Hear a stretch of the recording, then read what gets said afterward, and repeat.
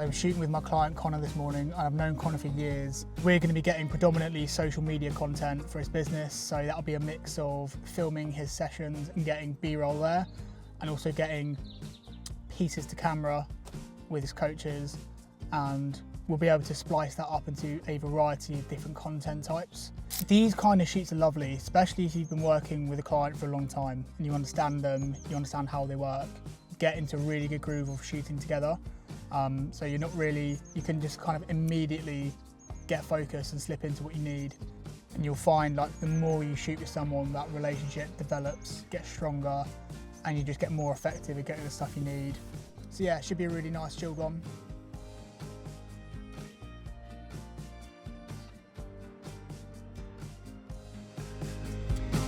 So I brought my laptop with me to do some remote working in this place after the shoot, just so I could get out and have a change of scenery. But it's closed again, like it seems to be all the time.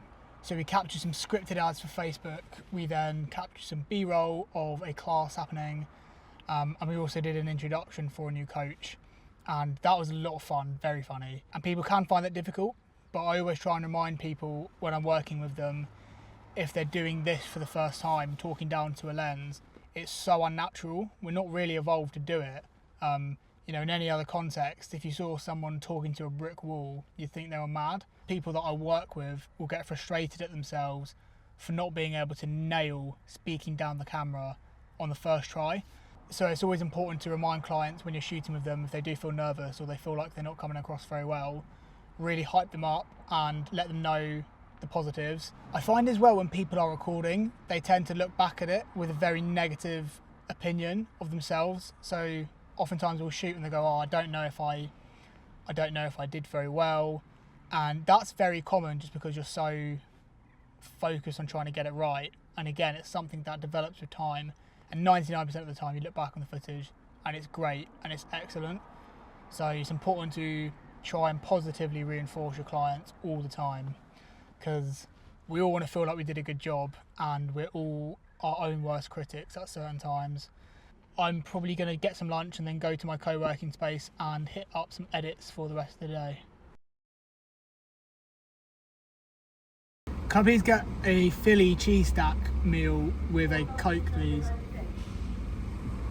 Yeah, anything else? Can I make that large? Large, yeah. So I thought I was going to get some footage here from inside my co-working space, but I didn't actually want to disturb anyone. So I'll try and wrap the video up here. I'm now actually at my home desk space, and I like having the option to go into the office and work during the day, during normal work hours, but also having the opportunity to work outside of work hours. I actually find creatively, I'm at my most inspired early in the mornings and late at night. But yeah, I just wanted to make this video to kind of show you what a typical day in the life can be for me at the minute. I'm picking up some really nice local gigs with some really nice people. The days are pretty relaxed. So the shoot I did today very much reminds me of a client I had when I started out.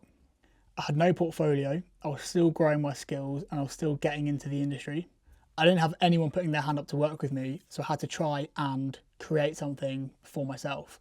So this is going back to 2018, and at that time, I had a friend called Matt who was trying to start his business at the same time. So I saw it as a good opportunity to try and almost partner with him and create content for him to A, help promote him, but also to promote myself. And we did everything from cooking videos. I think that was our first video together, and I borrowed a bunch of equipment from my university because I didn't have a camera. And I lugged all that home. We shot a cooking video in his kitchen. We would create workout videos. And just from having that one client I could work with and almost learn my trade, but also get my name out there, I was able to build momentum with my business. I was able to get my name out there. It was also a relatively low pressure job. It didn't matter if I made too many mistakes. And I was able to improve with every shoot I did. And I was able to just really focus on trying to make every shoot a little bit better. And I learned a lot with Matt. And I think we both grew our businesses together during that time. It reminds me of working with Connor a little bit, because it's a client I can work with on a consistent basis. I can really try and bring something new to each shoot we do to help elevate his content every time, but to also keep my finger on the pulse, make sure I'm still continuing to develop in a relatively low pressure and fun environment. So if you're maybe looking to start out in video yourself, finding someone you can work with and produce consistent content for over a period of time can really benefit you both. But just thinking of your own development, it can really help you build a portfolio, get your name out there. And there'll also be just so much you'll learn that you wouldn't have thought about just by getting more experience. So that can be a really good option if you're looking to get into the game.